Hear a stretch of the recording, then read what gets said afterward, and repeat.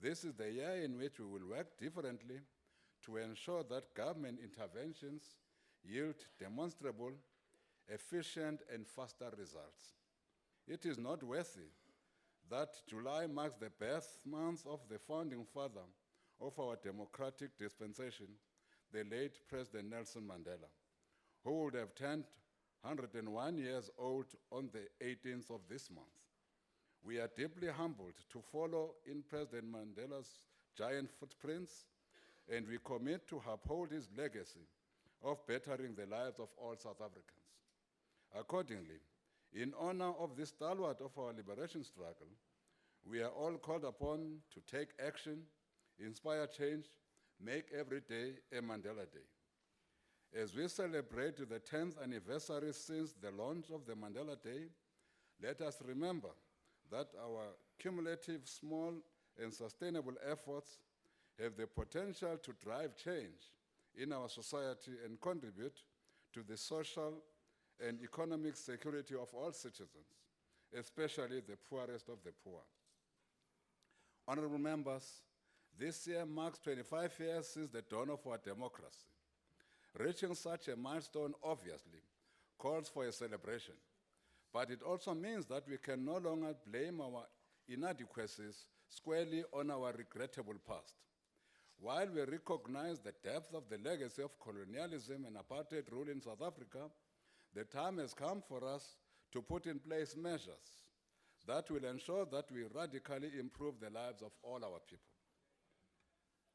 As part of executing our planning, monitoring, and evaluation mandate, the DPME was entrusted with the responsibility of conducting the review of the performance of government and its social partners during the first 25 years of democratic governance in South Africa.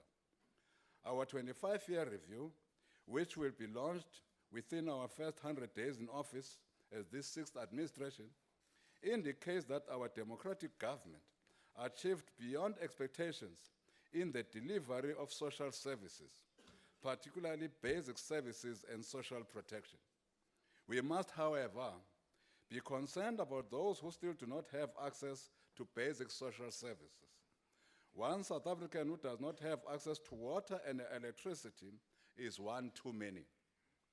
The persistent challenge that remains a major hindrance in our growth and development endeavors is the economy, where progress on economic growth, employment, inequality, and poverty reduction has unfortunately been slow. It is for this reason this sixth administration has identified as radical shift in our delivery implementation model as articulated by President Ramaphosa, which we will unpack in greater detail later in our speech. Honorable House Chairperson, the year 2019 provided us with a glorious opportunity to take an introspective view on the mountains we have climbed, the rivers and the valleys we have crossed, and the paths we have created over the past 25 years. Our economy is currently hanging on a precipice, but many of our people have crossed the River Jordan, and our government continues to provide the social security safety net to over 17 million South Africans. Leading up to the national and provincial general elections on the 8th of May 2019, leaders from various political organizations traversed the length and breadth of our country, trying to convince the electorate to vote for them. The overwhelming majority of South African electorate voted the African National Congress as their preferred governing party. These people voted the ANC on the basis of its electoral promises and its performance over the past 25 years. We raised our hands and said to the South African populace, Tumamina, send us, because we are capable of delivering on your needs. We promise that we will create more work opportunities for the unemployed. We promise to build an economy in which all our people can benefit. We promise quality health, safe communities, security, and comfort for all our citizens. We also promised a capable and honest government. We have now entered the era of Kauleza. Let us hurry up. The electorate has given us only 5 years to deliver to our electoral mandate. And that 5 years began from the moment the Independent Electoral Commission, IEC, pronounced the 2019 elections outcome. Every single day counts. This called for a change of strategy to ensure that we work more efficiently and speedily to meet our targets. The election manifesto of the governing party shows precisely this strategic shift to focus on economic transformation and job creation as the first priority. The sixth administration is fundamentally and unapologetically about the implementation of the electoral mandate of the African National Congress. To this effect, in his first State of the Nation address, under the theme, the Year of United Action to Grow South Africa, His Excellency, President Cyril Ramaphosa, directly converted the ANC's election manifesto into a program of action for the sixth administration. President Ramaphosa announced the following 7 apex priority areas of government for the next 5 years: economic transformation and job creation, education, skills and health, consolidating the social wage through the reliable and quality basic services, spatial integration, human settlements and local government, social cohesion and safer communities, a capable, ethical and developmental state, and lastly, a better Africa and a better world. Therefore, all our programs and policies across all departments and agencies will be directed in pursuit of these overarching tasks. The President also decisively reaffirmed the National Development Plan NDP Vision 2030 as our lodestar star in building a developmental state. The NDP was adopted by all parties represented in this Parliament, and it is our collective responsibility to ensure that it is implemented successfully and efficiently. The Department of Planning, Monitoring and Evaluation has been entrusted with the custodianship of the NDP in government. Working in close collaboration with the National Planning Commission, the department is duty-bound to ensure effective implementation of the NDP in our journey towards 2030. The strategic objectives of the NDP includes the eradication of absolute poverty, reduction of unemployment rate to 6%, and significantly reducing inequality through a range of policy interventions. We are acutely aware that we are left with only 10 years to attain the NDP objectives in 2030. Indeed, we have a mammoth task in our hands, but it is not insurmountable. We need to adopt a different work ethic in order to achieve what seems impossible at the moment. The successful implementation of the NDP needs strong political will, unity of purpose, and collective effort from different social partners who will be joined at the hip by the common vision of growing South Africa. We must work together to dismantle the structural economic elements that remain unchanged and continue to undermine our economic growth endeavors. These include the continuing challenges of spatial injustice and landlessness, underdevelopment of the small business sector, which should allow greater participation in the economy. We intend to thoroughly assess the nature of these challenges together with the National Planning Commission, social partners, and the academic society in a colloquium to be held later this month.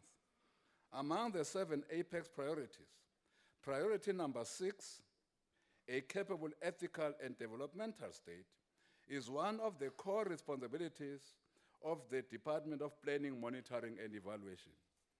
If we are to achieve our national imperatives, we must build a capable developmental state to constantly monitor and evaluate the implementation of our development strategies like the NDP and its various programs. Therefore, as part of our planning, monitoring, and evaluation of the work of government across all spheres, we have developed the 2019 to 2024 Medium-Term Strategic Framework, MTSF, which will serve as our framework for implementing our program of action for this sixth administration. This new implementation paradigm is a radical shift to a comprehensive framework that is inclusive of resourcing, integration of all public sector institutions and social partners, which informs all levels of government planning through an integrated planning framework. Accordingly, the new MTSF combines the NDP 5-year implementation plan with a revamped integrated monitoring system and the accountability framework. The NDP 5-year implementation plan will be spatially referenced in accordance with the National Spatial Development Framework and will be monitored in accordance with an implementation delivery model at district municipal level. We have to deal with the impediments related to the implementation of our plans by clearly defining our targets on an annual basis. Therefore, the NDP 5-year implementation plan will show how, where, when, and by whom priorities will be implemented, in which portfolio or level of government. These targets are deliberately set to achieve the desired outcomes as derived from the 7 priorities announced by President. Therefore, we will be able to monitor exactly what the impact of each government program is and whether it is delivering the desired outcome. This integrated monitoring system and accountability framework will therefore also allow us to make the necessary interventions as and when the need arises. We want to ensure stability and build professionalism within the public service, as it is central in achieving our vision of a developmental state. Paramount to the establishment of the developmental state is the appointment of the head of public administration by April 2020, as espoused in the NDP. Also urgent is the consideration for the permanent appointments of heads of departments to ensure focus and stability in the implementations of programs. We also need to enhance the role of the National School of Government to capacitate the entire public service in the interest of achieving initially our MTSF 2019 to 2024 and later our Vision 2030. The President has already indicated that all ministers, deputy ministers, premiers, and directors general will sign clearly defined performance agreement with him that aligned to the set 7 priorities. Honorable members, we have to support our local government with skills, financial management, and infrastructure building and maintenance to restore trust in this critical sphere of government. We want to ensure 80% reduction in unauthorized expenditure, irregular, wasteful, and fruitless expenditure in municipalities, and enforce consequent management against officials charged with financial misconduct. We want public trust and confidence in local government to increase from the present 46% to 80% by 2024. All departmental strategic plans and annual performance plans will be informed and geared to deliver on a clearly defined set of priorities as articulated by our President. We intend to minimize duplication and wastage of resources by streamlining the structure of government, including cabinet clusters, ministerial and technical implementation forum for better results and effective delivery. We will soon be presenting the proposed integrated planning framework bill to Parliament, which will ensure better integration across all levels of government. We will also be outlining the implementation model based on the Sukuma Sake KwaZulu-Natal model, which will specially reference project monitoring at district municipalities for all levels of government and private sector. Our sister Department of Cooperative Governance is currently developing this model of implementation and we will work together in the implementation of this new model and the effective monitoring of all the programs using this new approach. To further enhance this approach, we have already requested all national and provincial departments to provide us with their 5-year strategic plans mapped out at and to be monitored at district municipal level. This will allow the President clear line of sight of the performance of these programs over the next 5 years across the length and breadth of our country. The successful implementation of our plans will depend largely on our collective effort to contribute in the renewal program. The NDP 5-year implementation plan calls for an effective social compact to facilitate the implementation of the priorities. Our department has spearheaded a public-private growth initiative, PPGI, to promote economic growth and create jobs. We have since handed over the project to the relevant Ministry of Trade and Industry. Through this initiative, the private sector has committed investment of over 800 billion in 43 projects across various sectors of the economy to create over 150,000 jobs in the next 5 years. Government has committed to work with all its partners to prioritize the elimination of growth inhibitors or constraints to ensure these projects are successfully implemented. We are fully aware of the devastating effect caused by the delay of payments by government departments to service providers, particularly small and emerging entrepreneurs. All government departments are required to pay service providers within 30 days of the submission of valid invoices. We encourage suppliers not to suffer in silence, but to inform us of a failure by any government department to pay within the prescribed period. We are more than ready to crack the whip where there is non-compliance on this issue. We would like to commend provinces like Gauteng, who have undertaken to make payments for services and goods rendered by SMMEs within 15 days. Indeed, they are getting closer to the Department of Planning and Monitoring and Evaluation payment time frame of 10 days, of which in the last year, DPME has even reduced to 7 days, which proves that indeed 30 days is doable. We will at the same time ensure that government departments prioritize the payment of their debts to one another, to owed municipalities and state-owned entities.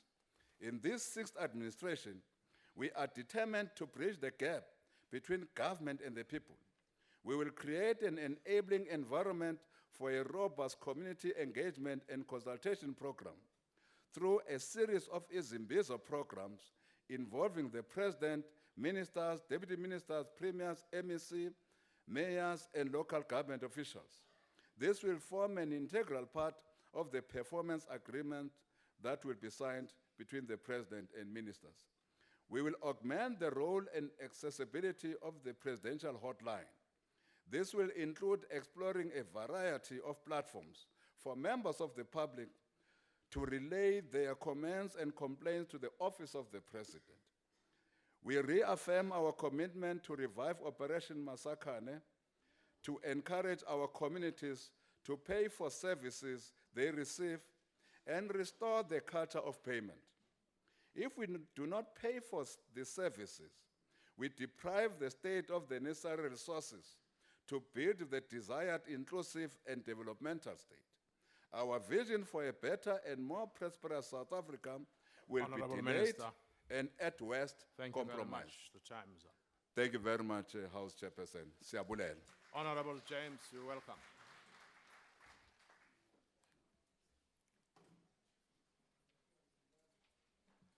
Thank you, Honourable Minister.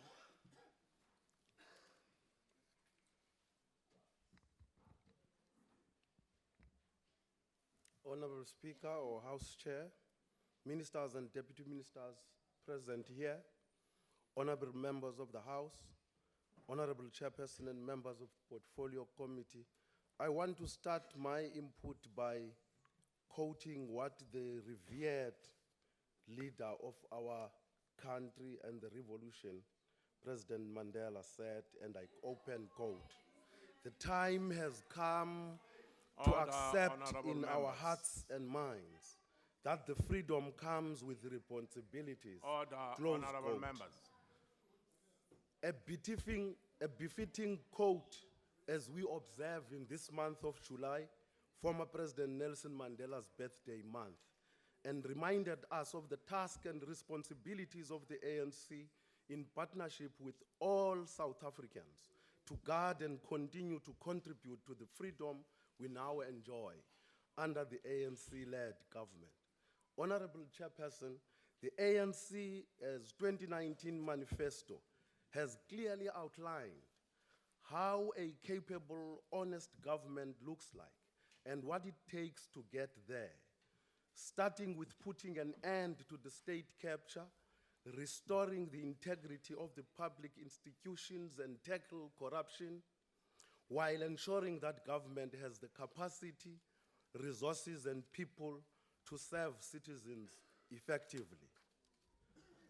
I am confident in standing here and report that the committed chairperson is already taking shape, and I share some of this development as captured in the Portfolio Committee report on the strategic plans, annual performance plans, and budget allocations of the Department of Planning, Monitoring and Evaluation, and its entities, namely Government Communication and Information System, Media Development and Diversity Agency, and Brand South Africa, tabled by the Minister in the Presidency for Planning and Evaluation in terms of the Public Finance Management Act.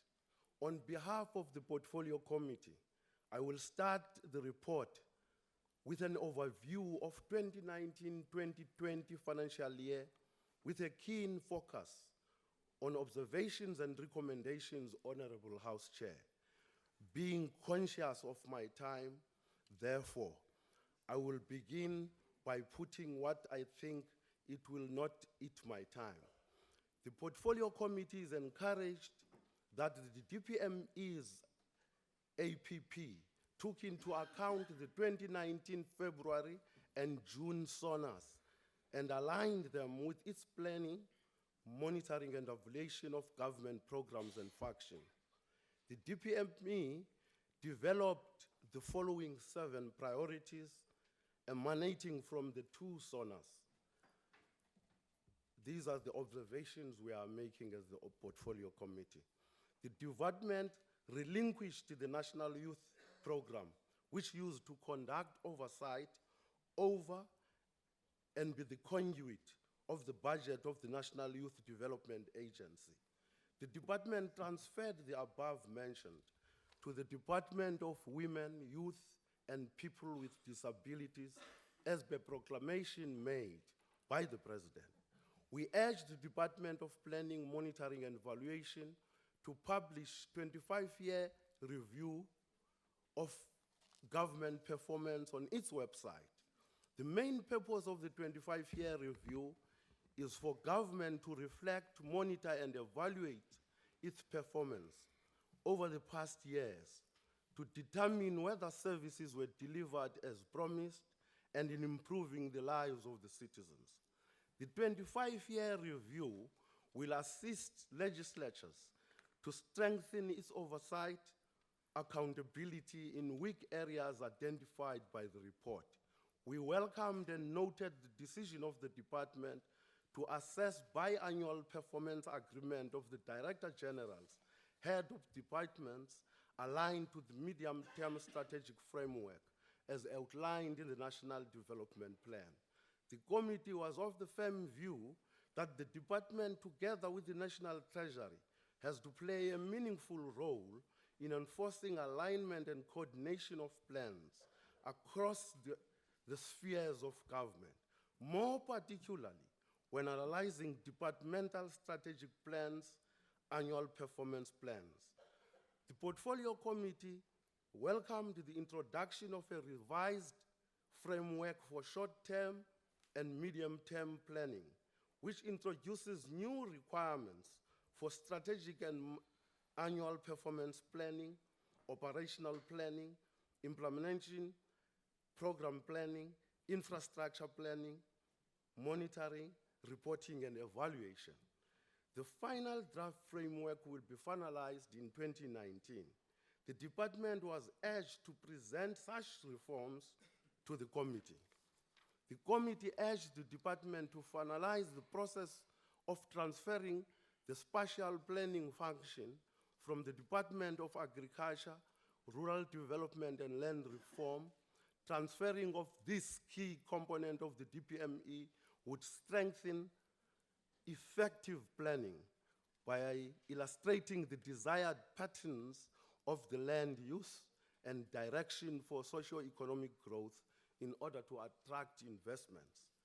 The committee was concerned about the slow progress in implementing special presidential packages to improve living and working conditions in and around mining towns.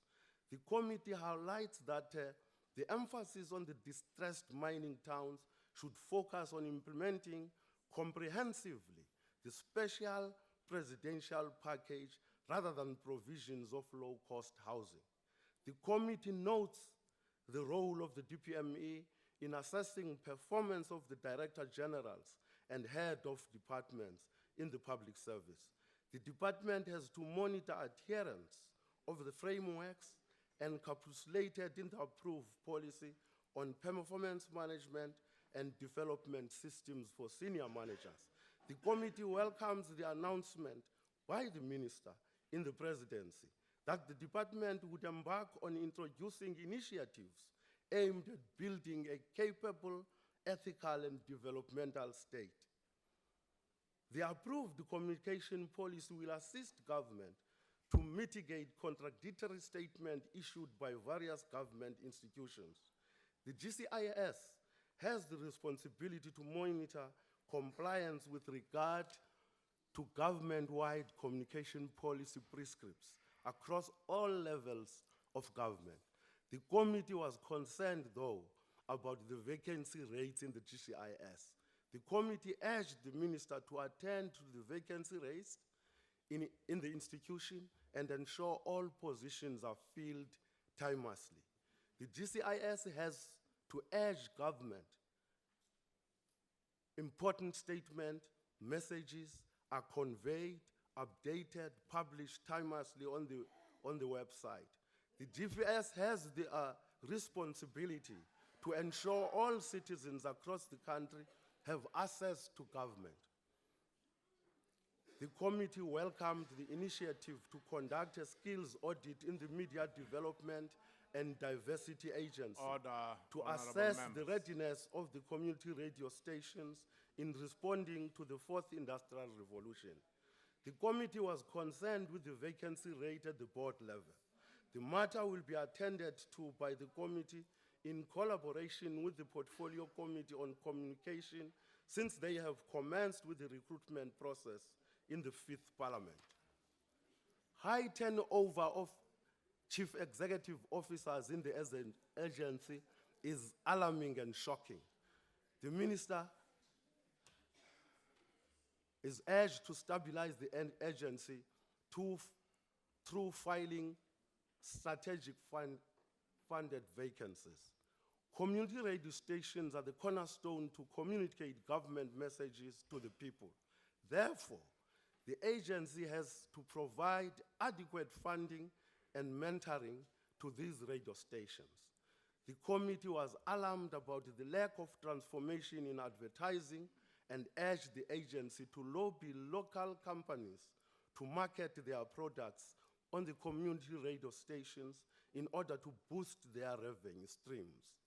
On Brand South Africa, the community was pleased and applauded the Brand SA's Play Your Part movement, which has progressively gained recognition as an outreach initiative for inspiring, empowering, celebrating active citizenry meant to lift the spirit of the nation. Brand South Africa needs to collaborate with institutions aimed to promote young people initiative ideas to internationalize investors. Brand South Africa has to create platforms in the country and the international stage to market brands developed by the youth. On recommendation, we are putting the following. The department has to ensure that stakeholders interested in the Integrated Planning Framework Bill are thoroughly consulted before specifically the South African Local Government Association before the bill is in Parliament.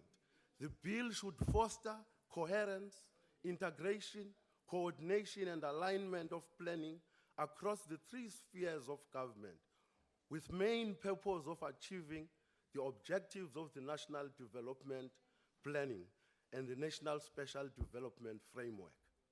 The department should finalize its consultation with the Department of Agriculture, Rural Development and Land Reform on the transfer of special planning function to DPME. Transfer of the special planning function to the DPME should be prioritized urgently in order to guide the special planning of land development and direct long-term investment in the country. The department should strengthen its capacity to monitor adherence of the policy on performance management and development system for senior managers, more particularly performance assessments of the Director Generals, heads of department across the public service. The department should ensure the payment of performance bonuses correlate with the department performance when assessed by the DPME. The department should intensify its monitoring activities in government facilities through the Frontline service delivery monitoring tool. Honorable members, please do not disturb the speaker. Honorable members, please do not disturb the speaker. Please, honorable members, allow him to speak. Order. The department should intensify its monitoring activities in government activities through the Frontline service delivery monitoring. Honorable member, can you hold for a minute? Okay. What's your point of order? Thank you, Chair. I almost said the point of order is I enjoy the silence. But the member is now reading a committee report and not debating. Honorable member, you... And the members stick to the debate, That is not a point of order. That is not a point of order. Honorable member, you can continue. Thank you, Honorable House Chair. Honorable members. The department should intensify its monitoring activities in the government facilities through the Frontline service deliveries monitoring tools as a way of improving efficiency of service delivery. The department should conduct more unannounced monitoring visits to monitor conditions and provision of services in government facilities. The department should continue to monitor department's adherence of 30-day payment to suppliers, particularly in provincial governments. Government departments should be encouraged to pay invoices earlier than 30 days. The GCIS should monitor the implementation of the approved government communication policy across all three spheres of government. The GCIS should develop a strategy to engage with the public about the danger of recent rise of fake news to circumvent such to happen in communicating government statements or messages. The GCIS must be proactive in monitoring the fake news in all social media platforms and intervene timely. The minister should urgently attend to the vacancy rate, which is above acceptable threshold prescribed by the Public Service Regulation of 2016 in the Government Communication and Information System. The GCIS should prioritize filling strategic funded vacancies and report to the committee in 8 months period. The GCIS, together with the Department of Public Service and Administration and Department of Cooperative Governance and Traditional Affairs, should resolve and decide on the location and the funding model of Tusong Service Center, since these centers are not adequately funded and are dislocated. The GCIS should review its position on Tusong Service Center, since these centers have evolved from merely being institutions communicating government information, but regarded as centers meant to provide integrated government services closer to the people. The minister should expedite the filling of strategic funded posts in senior management level to ensure stability in the agency within 8 months. In conclusion, Comrade Chair, the Department of Planning, Monitoring and Evaluation is among government departments affected by the changes of the national macro-organization structure.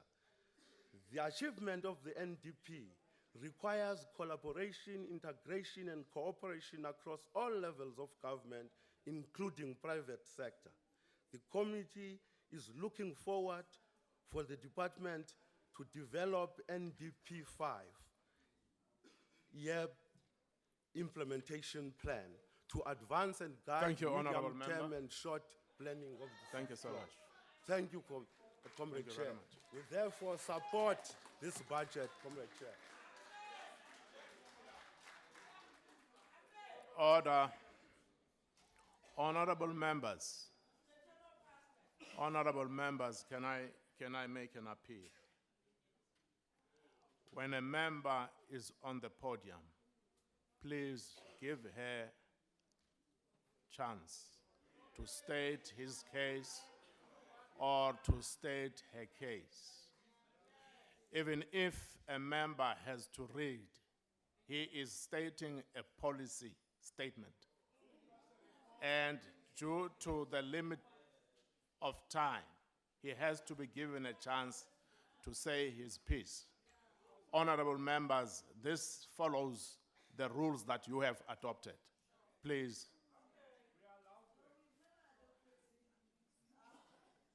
I will now request the Honorable Malat. Take the podium, sir.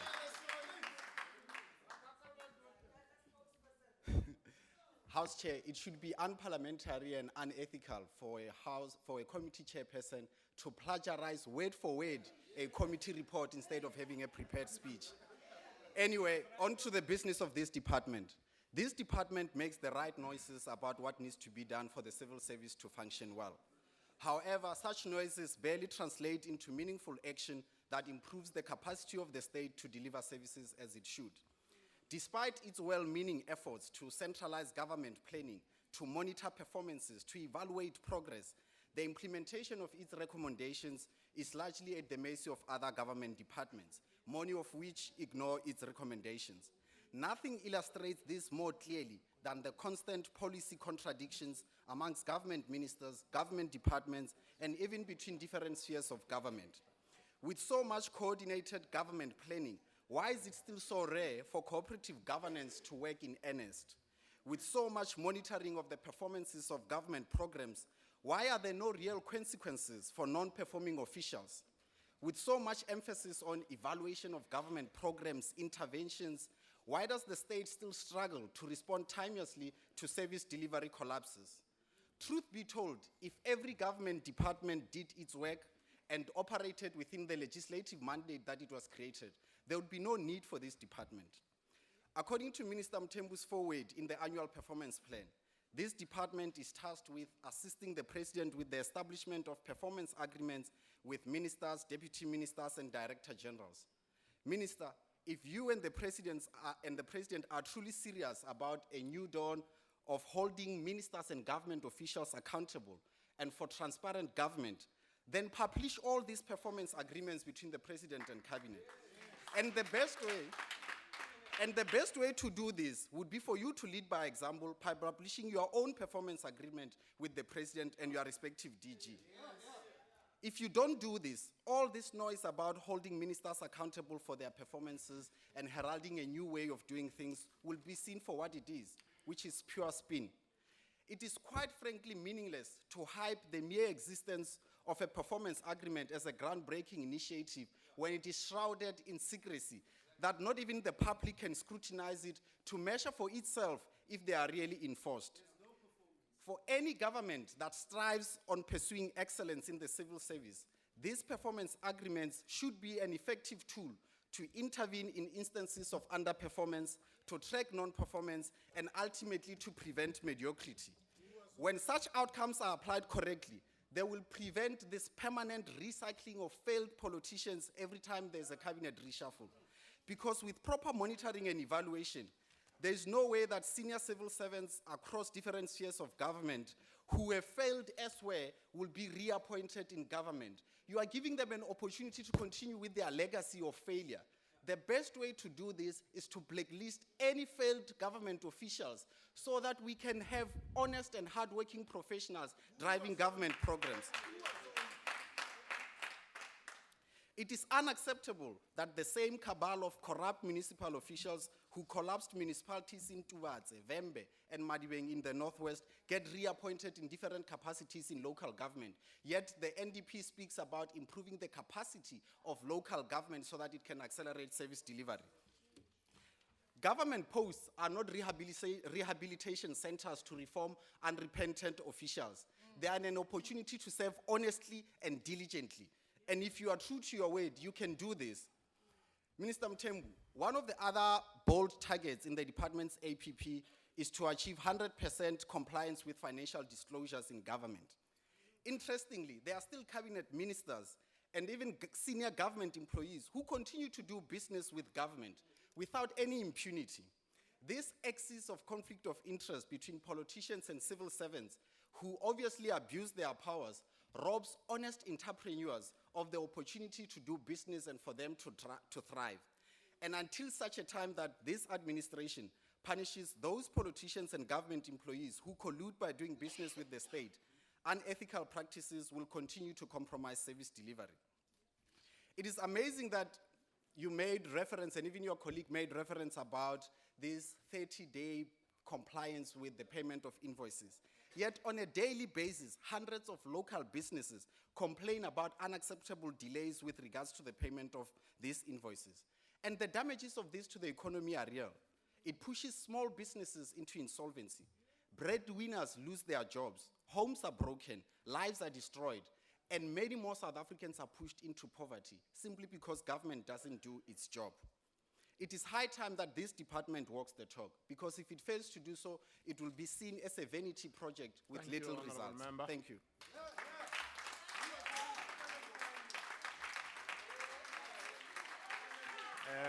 Honorable Makause.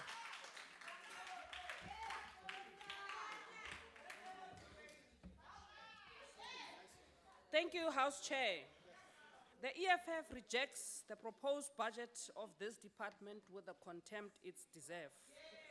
This department is not necessary, and we have told you for the past 5 years that government must immediately do away with this department. Because in reality, this department and its entities are a waste of valuable government funding, and is not more than an employment agency. It's more of an employment agency for the ANC and payback for those loyalists of President Ramaphosa. Added to this is that the Department of Planning and Monitoring was conceptualized and established along with the failed new liberal NDP, which was drafted by the errand boy of the capital, Trevor Manuel. The NDP has failed and it's unable to meet its own targets, so why do we continue to have this department? According to the NDP, by 2020, we were meant to have achieved an unemployment rate of 14%. It's currently standing at 27%. The NDP had a target of 11 million jobs created in 20 years. After 9 years, only 3 million have been created. By 2030, we're expected to see an electrification rate of 90%. But in Gauteng alone, Currently, the rate of electrification is declining, not increasing. The goal of the NDP will never be realized, and it's a failed project. This president even admitted to this in his recent State of Dream address, when he had to revise economic and employment targets, which are not in line with the NDP.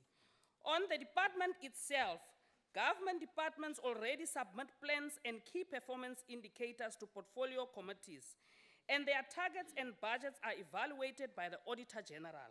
So what role does this department play? The answer is that it has no role and it's redundant.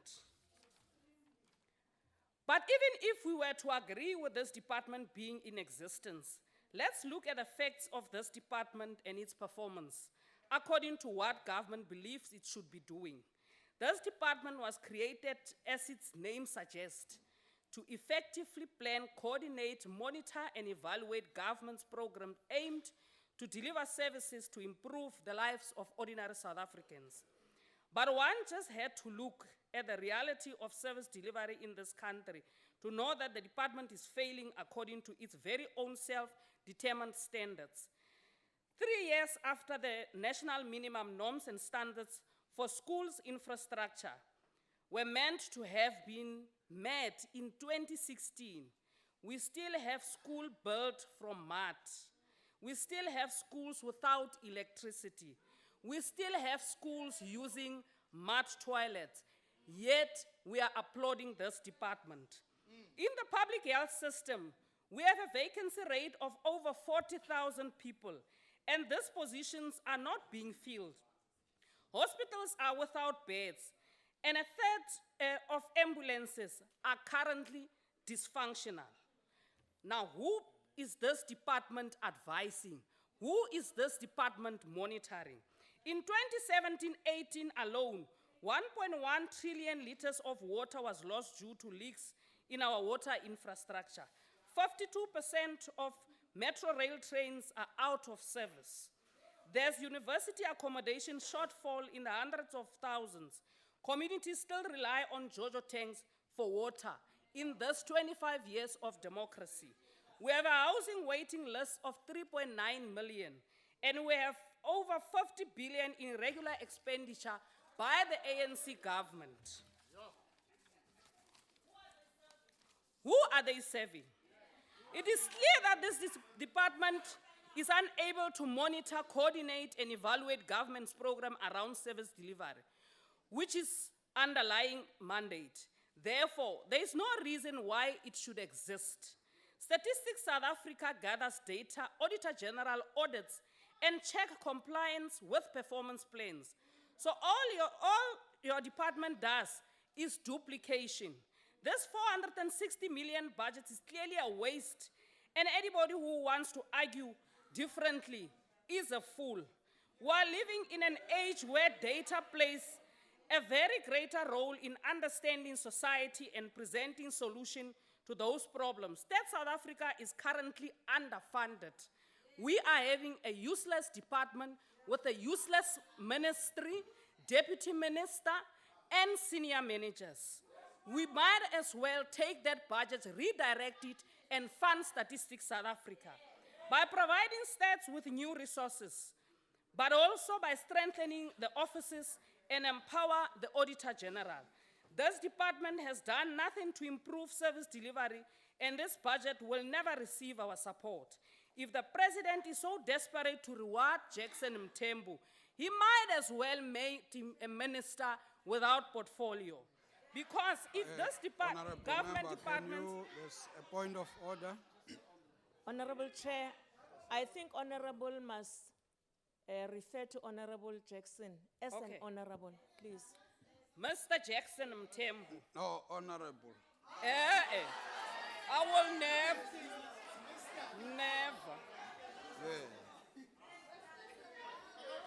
You don't want to honor him. Now continue. If this department were actually serious about improving service delivery, a good place to start is acting against those departments and municipalities which have high levels of wasteful expenditure and do not meet their performance. But why are they not acting? It's their ANC cadres. But the failure of this department and the National Planning Commission not only represent government incompetence and lack of vision, but the broader failure of the NDP and the New Liberal project. The private sector cannot be reliable upon to provide services, and this government reliance on tenders is having a negative impact on service delivery. Government must improve services and must play a more direct role in the economy. This is the only way we will ensure effective service delivery, something this department has failed dismally. In conclusion, this department was badly conceptualized and serves no real purpose. The NDP of Trevor Manuel has died, so it is time for this department also to fade together with Jackson Mthembu and the team. Honorable member. Mr. Jackson Mthembu.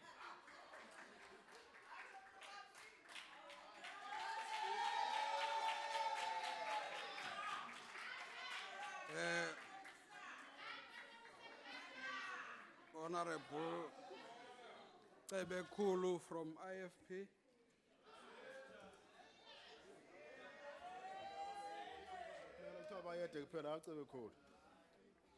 Thank you, House Chair. Honorable Minister, Honorable Deputy Minister, Honorable members. It is a fruitless and a wasteful endeavor in itself that many annual reports from government departments fail to meet their own key performance indicators and their own performance targets. This is a clear indication that somewhere, somehow, along the chain between planning and implementation of something goes terribly wrong. It simply cannot be that every single year there is a budget dedicated to planning, monitoring, and evaluation, yet in far too many departments, performance outcomes seem to be on the decline. What exactly are the planning? Departments are allocated budget to meet their target, and they are always either underspent or misspent.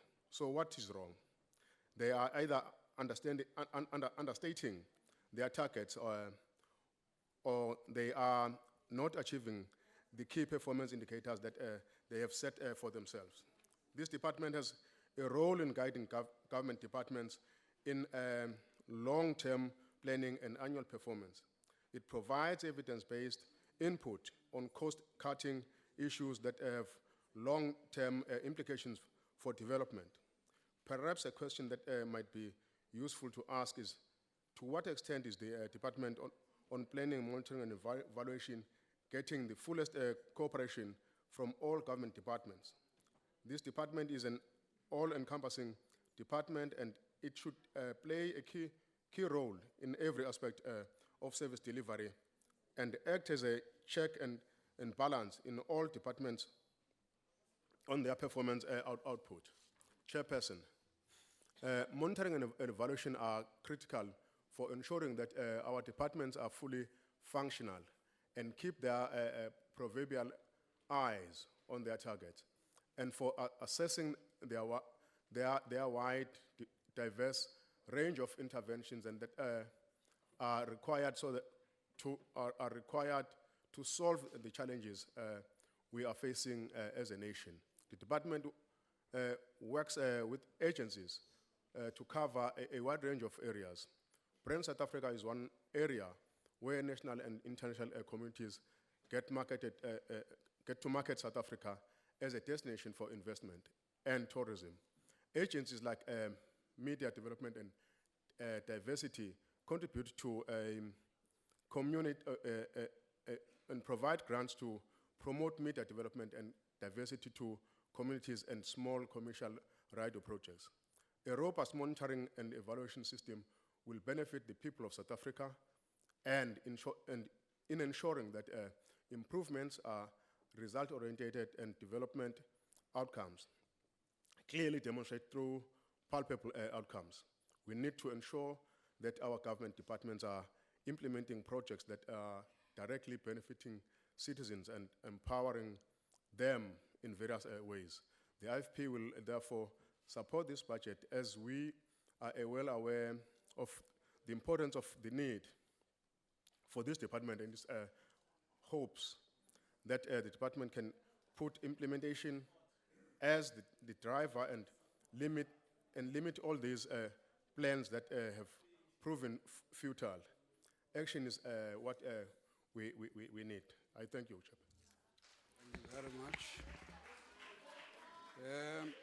Honorable Mahau from ATM. I can see she's not there. Honorable Deputy Minister in the Presidency. The rest of them are not there.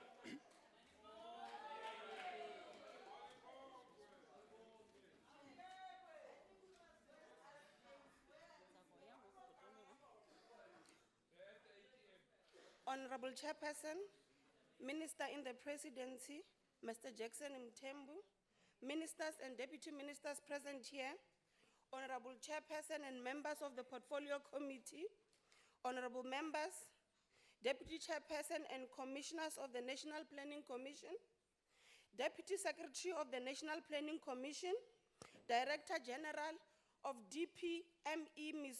Mpumi Mpofu, Statistician General, Mr. Risanga Maluleke, Acting Director General of GCIS, Ms. Pumla Williams, Acting CEO of Brand SA, Ms. Tulisile Manzini, board members of the MDDA, our distinguished guests, ladies and gentlemen. It is my singular honor to deliver my maiden budget speech here in this august house of our people. We are humbled by the trust South Africans have shown in us. This is made more special because it happens when as a country we honor the founding father of our democracy, President Nelson Mandela. Indeed, as Minister Mthembu reminded us earlier, we all need to heed the call to take action, inspire change, and make every day a Mandela Day. As we honor the late President Mandela, we also pay homage to our traditional leaders and the role they played in the liberation struggle. We present this budget speech in honor of King Sekhukhune and the Bapedi Nation in Limpopo and the entire Maruta dynasty. The warrior king's revolutionary deeds of refusing to collaborate with the regime inspired successive generations of traditional leaders within the Bapedi Nation. It was for this reason that the area was excluded from mainstream service delivery by the apartheid regime. The gallant struggle was intensified by the Sibata-Khomu uprising of 1958. Our resolve to bring government closer to the people and enhance service delivery complaint mechanism is dedicated to that brave warrior king of Bapedi Nation who refused to collaborate with the oppressive regime. We want the Bapedi people of Sekhukhune and many other previously oppressed people to easily interact with government. Going forward, we will review the operations of the presidential hotline and improve the effectiveness by introducing modern technology. For instance, we would like citizens to have a mobile app that they can access for free and report issues of government and respond in real time. We are going to add more platforms to the current telephone and email method of engagement to enable citizens to SMS, WhatsApp their complaints and compliments, of course. Honorable In member. our redesign, we will ensure accommodation of different needs and technology option, including the use of social media like Instagram, Twitter, and Facebook. The presidential hotline must evolve from the current format as a complaints instrument to become a mechanism to facilitate government-citizen engagement. We are mindful that the country cannot progress fast enough in implementing the National Development Plan if planning, monitoring, and evaluation is not properly guided, aligned, integrated across all spheres of government, and horizontally across all sectors of society. We have put in place platforms of engagement such as the PMNE Forum that draws from the collective wisdom and experience of all sectors to address national challenges and to find solutions through dialogue. The forum... Order, Chairperson. Oh, no, What sorry, is the Chair. point of order? No, I just wanted her to breathe a little bit, yeah, so now. Oh, sit down. The forum provides an overview on various elements of the PMNE in the country. This was successfully done in the past in terms of consultations on the drafting of the NDP 5-year implementation plan. The PMNE forum is also used to share information, provide feedback, Order, honorable member. communicate DPME policy framework, share Ndibhekisa kuwe.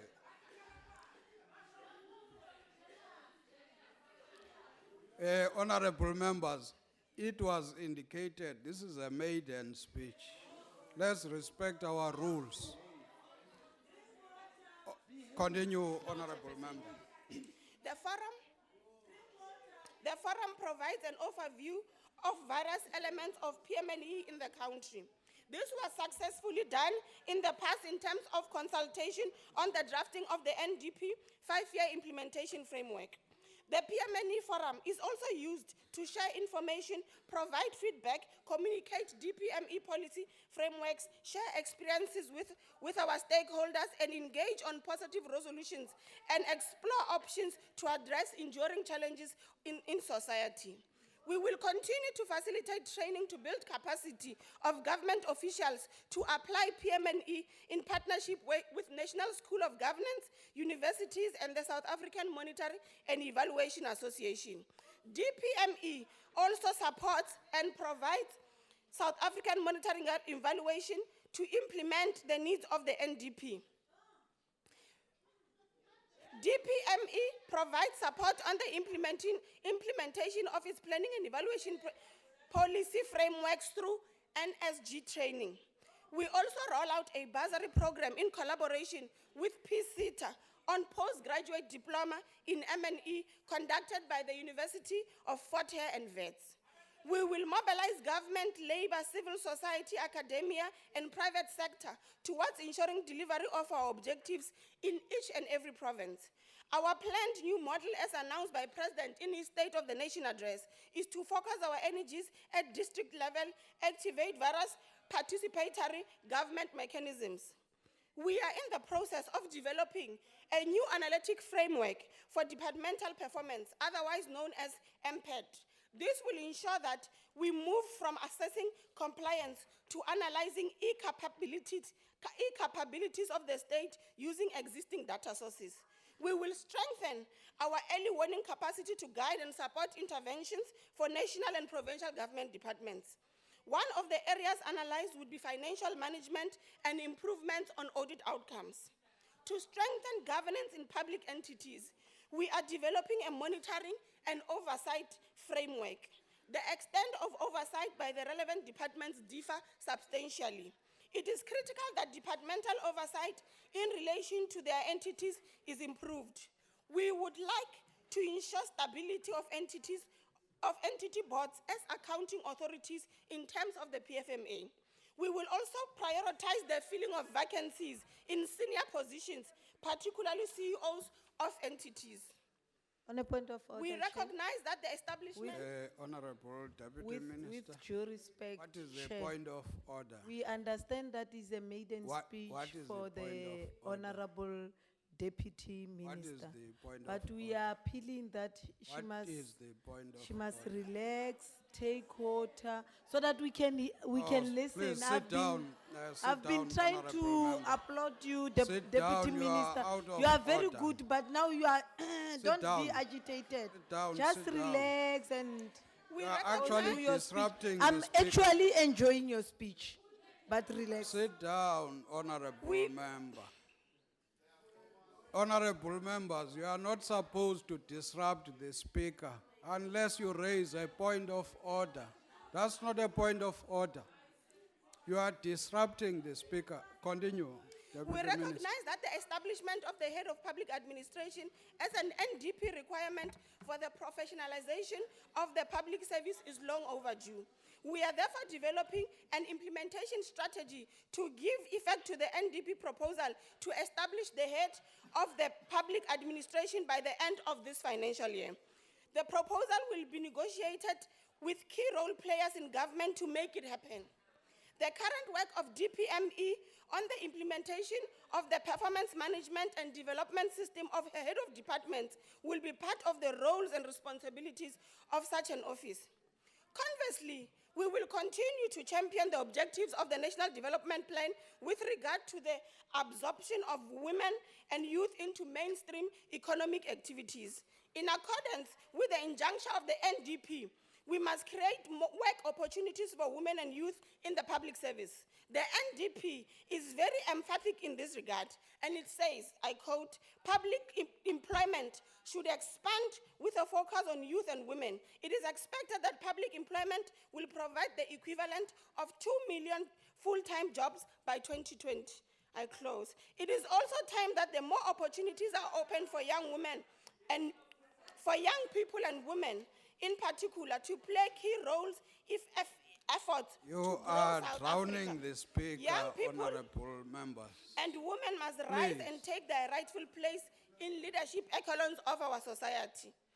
The framework and programs we have outlined here are essentially about bringing government closer to the people. They are about fulfilling our promise to South Africans that we are a caring government, that we are a listening government. We are a government that is accountable to the people, and a government that is open to ideas. We will work hand in hand with South Africans from all sectors of our society as we strive to deliver the promise of a better life for all. Inkomo. Thank you.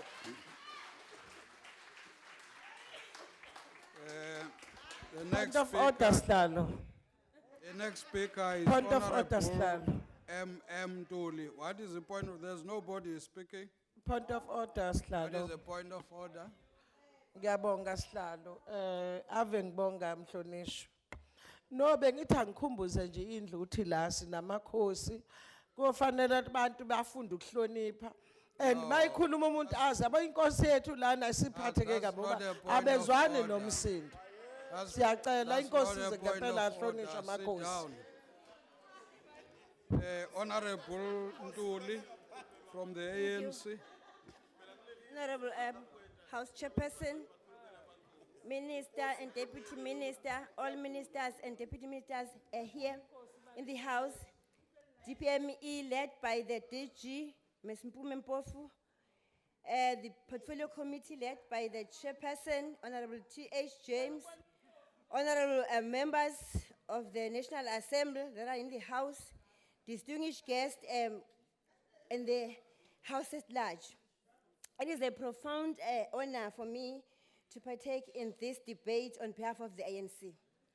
Once again, the people of South Africa has entrusted the People's Liberation Movement to lead them in the 6th Parliament.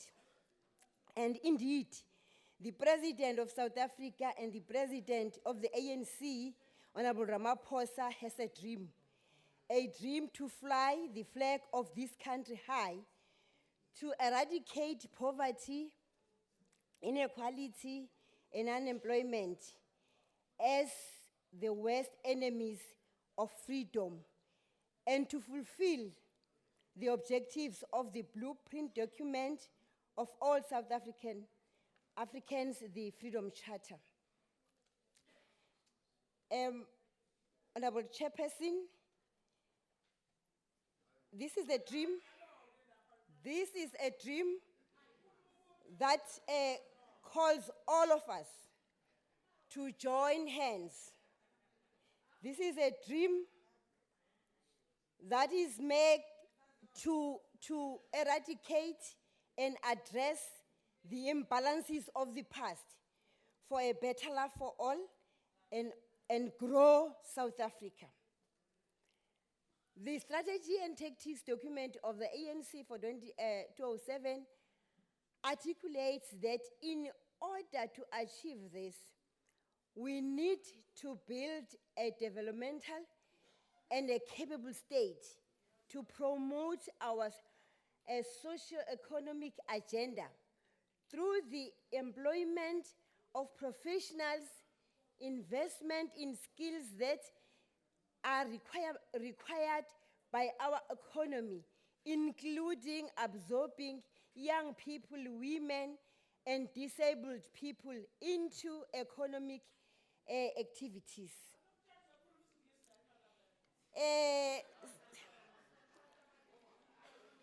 The DPME and its entities is at the center of the core of all government spheres to pursue the success of this dream. DPME is adhered to the NDP and the constitution of the country, and this will assist ensuring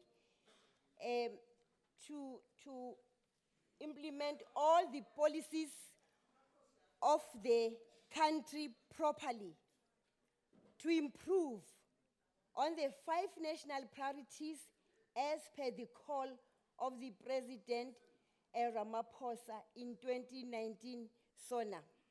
It is very unfortunate that DPME operates understaffed, having been given such a huge task. And we hope that this budget allocation will somehow draw a clear line in this regard for the task to be equal to the personnel. Because if this is not taken care of, GCIS, when South Africa and MDDA are all endangered and will be highly jeopardized. We urge DPME to do away with acting. We also note the announcement by the President in 2019 SONA that some functions are going to migrate to women, to the Department of Women, Youth, and Disabled People, that is NTYA and CISA. The DPME is working tirelessly in monitoring government department to undergo smooth service delivery to our people, but we want to stress that it is still not enough. The poor people are still subjected to long queues whenever they need help, and the lunch time is still problematic. We urge that the officials of department takes this serious to the service to the people other than their leisure time. We also applaud DPME for the unannounced oversights that they take from time to time to monitor the departments in this regard, and also to deal with the hot potato of delayed payments of emerging contractors as and when they have done a business and provided services to the government. Your conversation is too loud. It's disrupting the speaker. Safe to say, DPME has already opted to reduce 30 days to 15 days. We applaud GCIS for overstretching even beyond our borders to communicate with other countries, to set the correct tone whenever propaganda is shadowing us, and also ironing out sizobonana mkhaya ngikutshela, and also ironing out issues that might dent the country and also made the investors not be attractive to South Africa. We also applaud the MDDA's work to develop and promote community radios that are well known for deepening information even in rural areas. The media diversity and development experienced some significant shortcomings that impacted on its capacity to redress exclusion and marginalize of disadvantaged communities and persons from access to the media and the media industry, as well as effectively and efficiently dealing with changes that come with contemporary digital media industry. The MDDA under the Department of Planning, Monitoring and Evaluation would be strengthened towards the sustainability of community and small commercial media sector in South Africa, given the financial pressures on community media as a result of audience fragmentation and increasing competition for readers, viewers, audience, by dedicating resources, support and facilitating capacity building, promote media development and diversity by providing support primarily to community and small commercial media projects. South African citizens have access to information in any language of their choice, have greater access and options, including that of ownership and control. Media development and diversity are some of the benefits of having MDDA. We are not turning, again, we can't turn a blind eye on the pivotal role played by Brand South Africa. Of course, working with other departments, e.g. international relations, trade and industry, etc., in promoting South African brands in various sectors, be it food, be it beverages, music, fashion design, etc. Because with us, we are still having that problem with, particularly with our artists and with our fashion designers. They are more or less confined within the country, but if Brand SA levels the fields for them, they are going to benefit a lot. In conclusion, I applaud this department and congratulate the newly elected minister and deputy minister, and wishing them the best in their endeavor. Thank you. Your time is up, Honorable.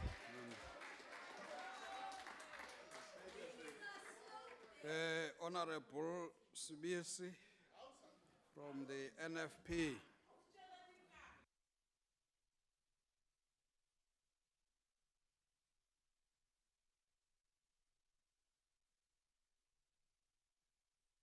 Chairperson, ministers, deputy ministers, and the House at large. As NFP, would like to welcome and support a report on budget vote on planning. We are saying the allocated 956.9 million budget for the Department of Planning, Monitoring and Evaluation is welcomed. Monitoring and evaluation will be achieved successfully only when the President forge ahead with his plan to signing an agreement with each minister with regards to goals that must be achieved. The ministers within his department will then be monitored and evaluated on their work. The President promised that those who are not doing their jobs will be dealt with accordingly. Therefore, monitoring and evaluation departments will hold them accountable. We suggest that the President must fire those ministers that are not doing what they promised the President to do. Then we'll say DPME is functioning. The budget must be monitored timeously so that monies are spent accordingly to plans presented. Whatever money spent by departments must show the value for money. Those departments that inflate prices must be held responsible together with companies that are being involved. The department is very important. And as the NFP, we hope that if the department can only uphold in promoting good planning and monitoring and evaluation practices in good government, we'll only then say we support the budget. Thank you. Very much.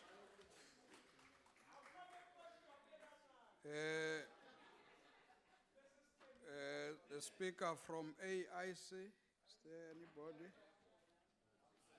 No. Cope? No Cope. DA, Honorable Katalia.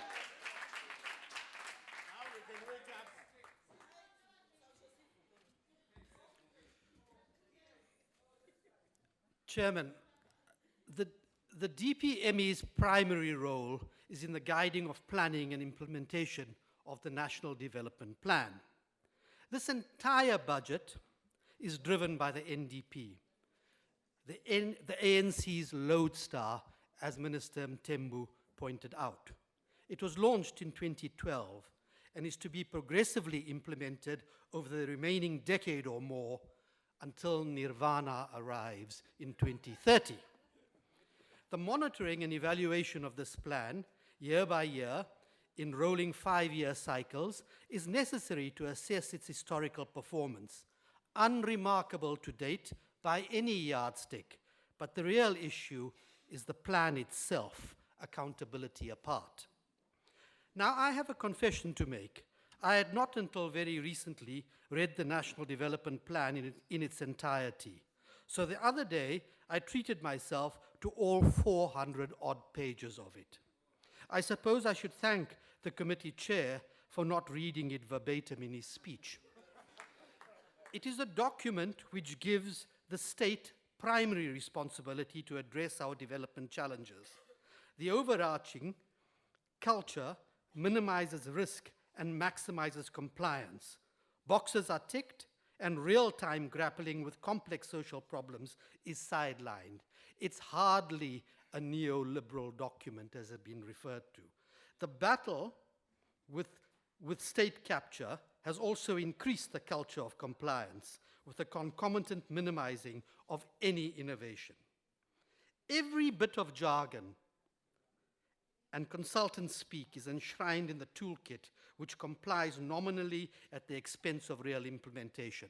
Flexibility is minimal. Partnerships are practically non-existent. Command and control is the order of the day. It is Gosplan on steroids, straight out of Moscow in 1950. At the heart of it all is the concept of a developmental state, focused on a determined elite that represents a specific variation of capitalism in which the state has significant authority to exert political power over economic matters through regulatory intervention. It's about market share over profit, economic nationalism, protectionism, technology transfers, and the existence of a large, insulated, competent civil service, a weak and subordinate civil society, and an alliance between state, labor, and industry. But a development state and democracy do not always make good bedfellows. They have historically been reliant on a fair measure of repression. Later models, as in Botswana and Mauritius, have, however, evinced more flexibility. Could it work in South Africa? Its undesirability on the grounds of democratic repression and illiberalism notwithstanding? Well, I'm afraid the answer is a resounding no. It needs to rely, even on its own terms, on an elite that is not predatory. It needs capacity through a competent bureaucracy.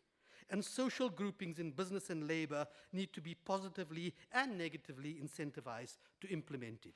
In South Africa, the absence of an economic and political consensus and a balance of power between the left and the right in the ANC stands in the way of this.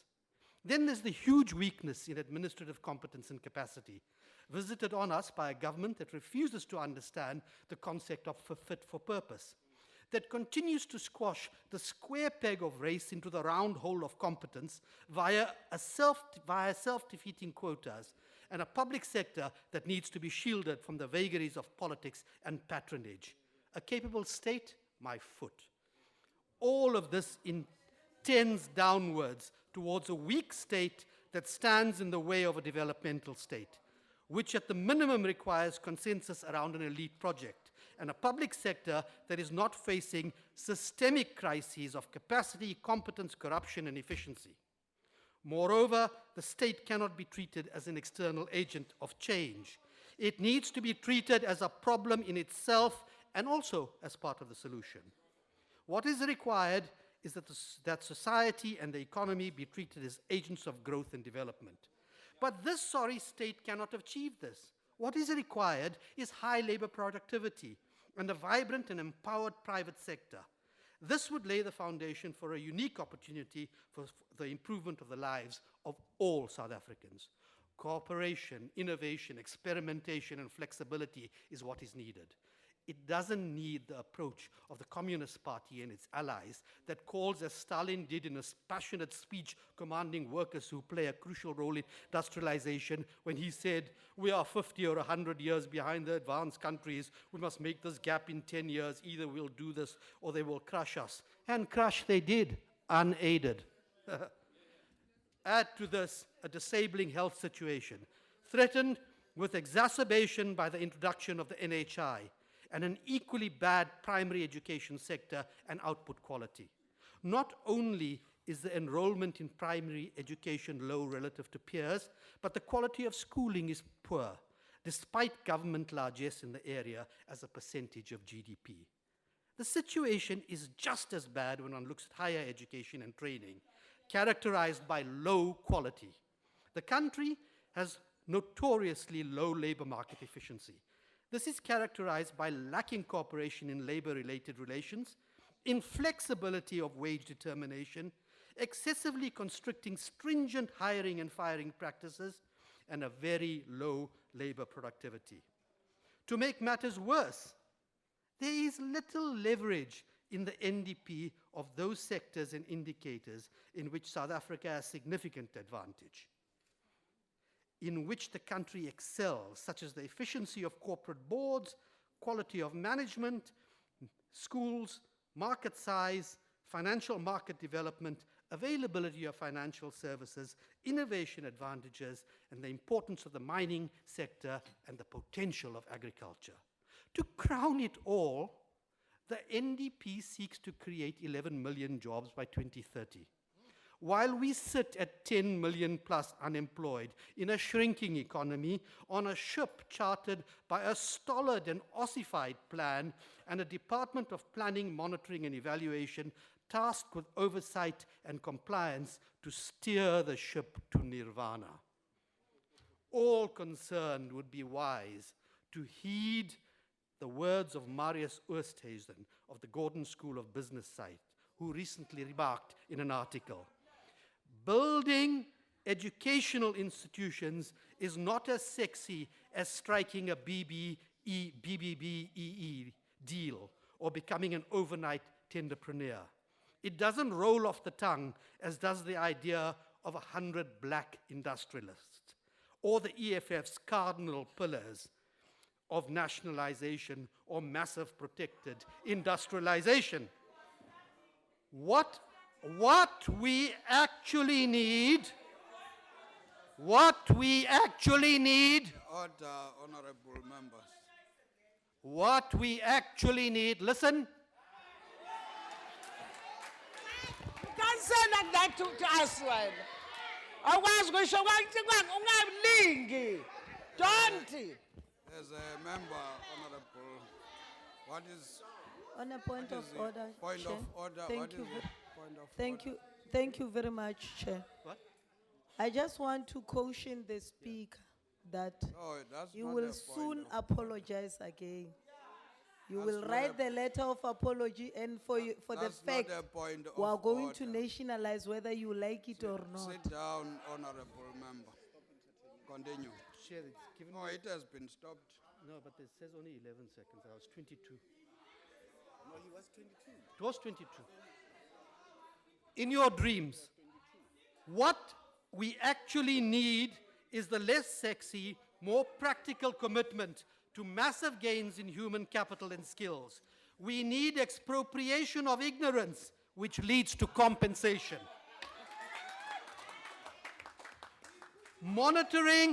Monitoring the passage of a lame animal on its way to the abattoir Time is up, honorable member. is not a useful exercise. I thank you.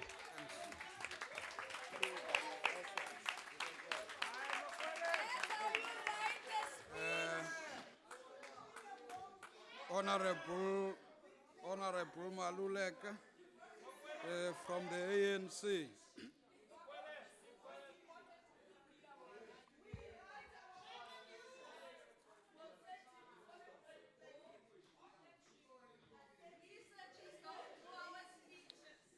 Honorable Chairperson, Honorable Minister, Honorable Deputy Minister, Honorable members, distinguished guests, ladies and gentlemen, good afternoon. It is a great privilege to debate the budget vote 8 of the Department of Planning, Monitoring and Evaluation. In June 2019, President Cyril Matamela Ramaphosa reconfigured the state, which resulted into reducing the department and some government programs, realigned to better serve their intended purposes. We have experienced the shift of the National Youth Development Program and the National Youth Development Agency from this department to the Department of Women, Youth and People with Disabilities. At the same time, new entities were added in the ministry, in the presidency, for planning, monitoring, and evaluation.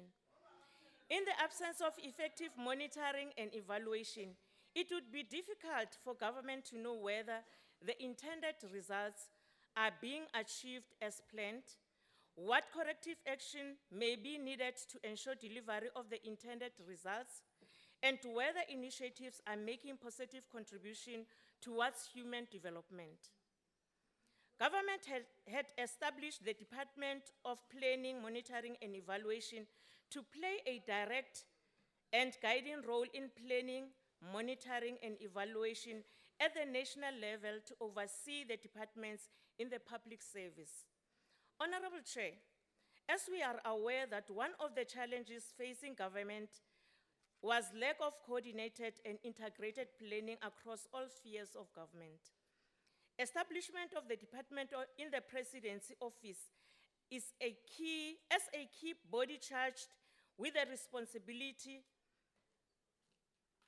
of planning, monitoring, and evaluation seems to be yielding intended results. Since the adoption of the National Development Plan, the department plays a meaningful role in ensuring alignment of the national and provincial department annual performance plan linked to the delivery outcomes. The development of budget priorities, so-called mandate paper, is another instrument introduced for the purpose of ensuring alignment of planning and budget allocation with the medium-term service delivery priorities. All these initiatives are aimed at ensuring coherent and well-coordinated services to the citizens. We really need to appreciate the ANC-led government for establishing such an important department to drive planning, monitoring, and evaluation. We are reaping the fruits of the department. Indeed, today is better than yesterday in terms of planning and provisioning of services. Honorable members, without approved National Special Development Framework, we might not be able to achieve some of the objectives of the NDP on time and attract investors. The National Special Development Frame will guide and describe the special developments expected in 3 spheres of government for the purpose of outlining future developments. We therefore reiterate the call to finalize the framework in order to guide the country's development in terms of major infrastructure development, such as building future integrated transport services like bullet train, as mentioned by the President. Over the past 25 years, the democratic government delivered services to millions of the people in the country. After every term of administration of government, a review of government delivery gets done on a regular basis through years reviews. You are drowning the speaker, Honorable Ms. Order. Continue. The department plays an important role to review the performance of the state. We are eagerly waiting for the department to publish the 25-year review of government performance to guide the planning and legislatures in order to strengthen oversight and accountability. Honorable Chairperson, Frontline Service Delivery Program is another program used to monitor performance of the frontline services in all government facilities. Introduction of the Frontline monitoring tool clearly shows the government cares and it's responsive to the needs of its citizens. Citizens need a government that constantly visit their site to assess the quality of service delivery in their respective service centers. We urge the department to redouble its effort to monitor government facilities, focusing mainly on frontline services, which include queue management, waiting times, dignified treatment, and cleanliness. The visibility of the department brings hope to the citizen in improving the quality of services. Government remains on course to address challenges facing state-owned enterprises, state-owned companies, and development finance institutions like ESCOM and SAA. We recognize the significance of this institution in the economy. In his State of the Nation address, President committed to ensure monitoring of these institutions. We are pleased that the department is developing an integrated monitoring framework to monitor the performance of this institution. We are waiting in anticipation to receive integrated report on the state of these public entities. Honorable Chair, evaluation in government serves as an important tool to improve service delivery programs. Evaluations are conducted simply to make government programs better and determine value for money. We urge the department to identify programs which have to be evaluated in order to determine their relevancy and the impact on the citizens. Honorable Minister, evaluation studies should also serve as an evidence-based policy making and should be used to guide decision in government and in order to change people's life.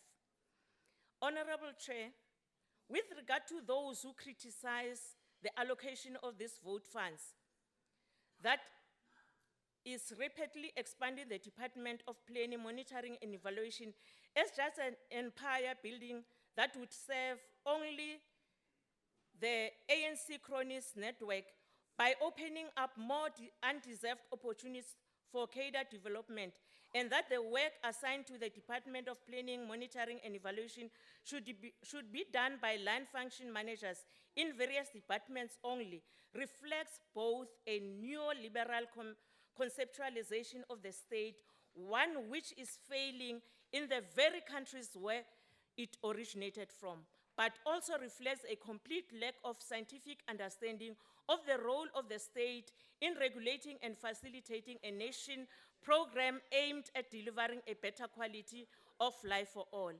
Mr. Minister, kuthiwa kukonkotha ehambayo. We urge the department to execute its mandate and not be distracted by negative Point of critics. order, Slava. ANC Khona supports the izinja budget vote 8 You of are out of DPME order. and No, its no, no, no, no. entities. Inhlamba Kiyalebuka, leshoyo. Honorable Makaula. Inhlamba la ishoyo. Sit down. Hlamba la ishoyo. Khona izinja la. Parliament. Ngitawodla. We now call on the minister in the presidency, Honorable Jackson Tembu.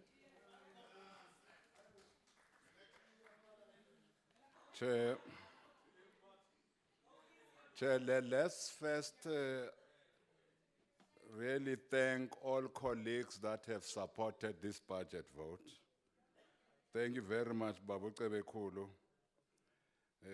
Ubabu Sbisi,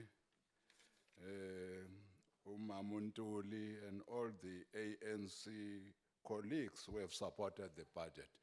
Thank you very much. Let's just explain a bit, because I think we must just give free education.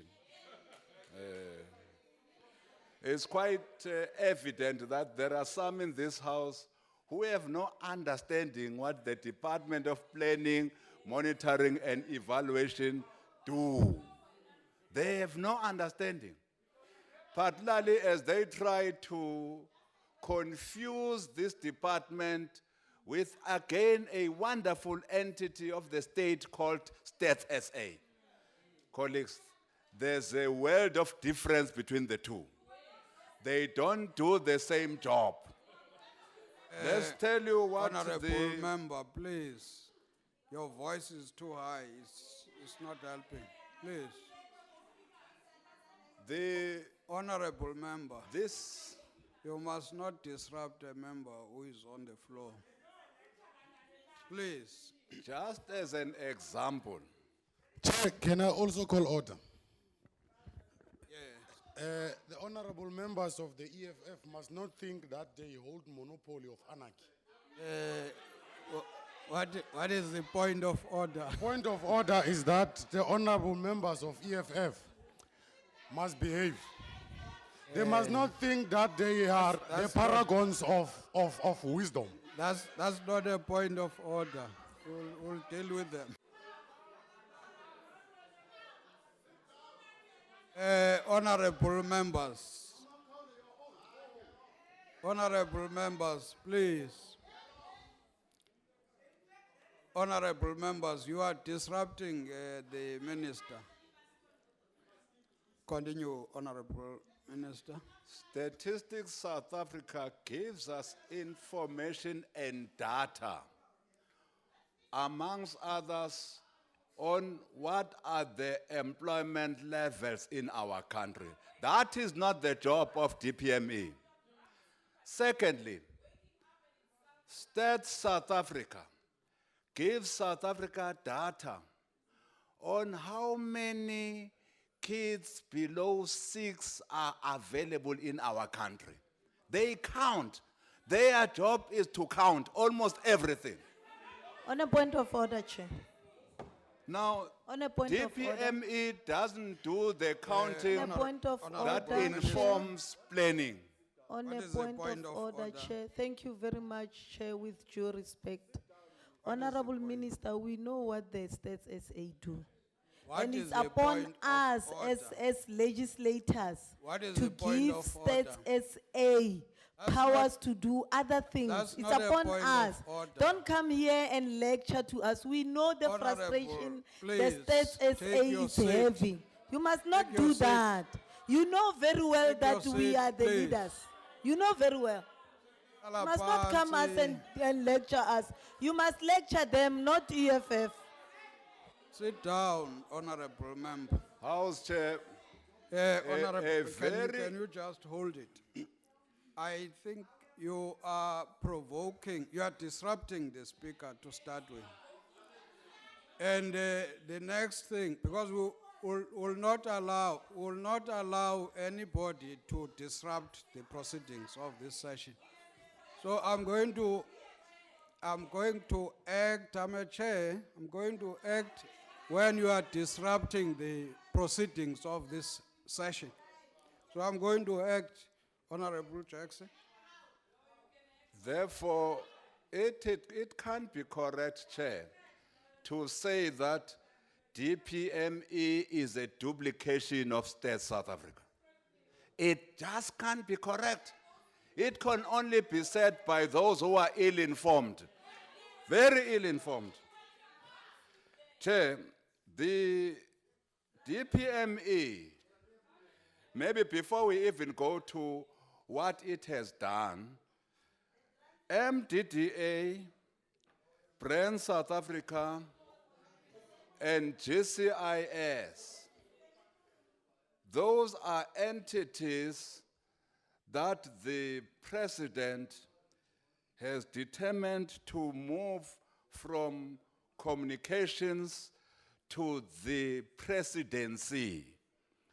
Indeed, to all colleagues who are debating here, we will debate about these entities who are new in the presidency when we debate on vote 1 on the 17th, next week.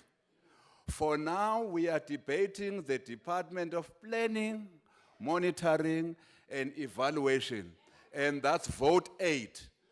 So just to make our colleagues understand that we will have an opportunity to delve deeper into these 3 entities. The DPME is the custodian of what we all as a country decided to adopt in 2012, and that is the National Development Plan. That National Development Plan, how we achieve it, what are our omissions in achieving the NDP targets in 2030, that is in the work of the Department of Planning, Monitoring, and Evaluation. And again, free education. The DPME your colleagues are asking you to lower your voice, honorable member. Please. I can see somebody whispering to you. Please lower your voice. You are disrupting the speaker. You don't have that right to disrupt a speaker. DPME. Don't disrupt the speaker. Thank you, Chair. DPME has tracked what it is we have done as a country in the past 25 years. We will make that 25-year review document available to you in the next 100 days. That's what we will do. We are just binding it now. Secondly, is this Department of Planning, Monitoring, and Evaluation that in 2017 gave us a midterm review of government work.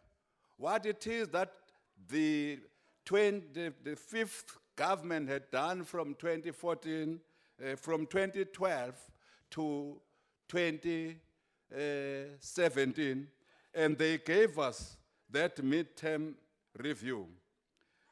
They have also given us from this year to 2024, precisely because of what they are mandated to do, a medium-term strategic framework. Borrowing from what the president had given us as the priorities in the next 5 years, this department gave us the medium-term strategic framework, which indeed is being populated by all departments in our national government, but also in our provinces as well as in our localities. Therefore, Chair, we can confirm that there is indeed a role for this department in the work of our government. You will also know that, Chair, apart from monitoring government-wide work in all departments and provinces, monitoring whether we are meeting these obligations that the president said we must meet in the State of the Nation address, we are also doing what we have said in our document is frontline monitoring. Monitor whether services at frontline levels, delivery points, are being given as they should.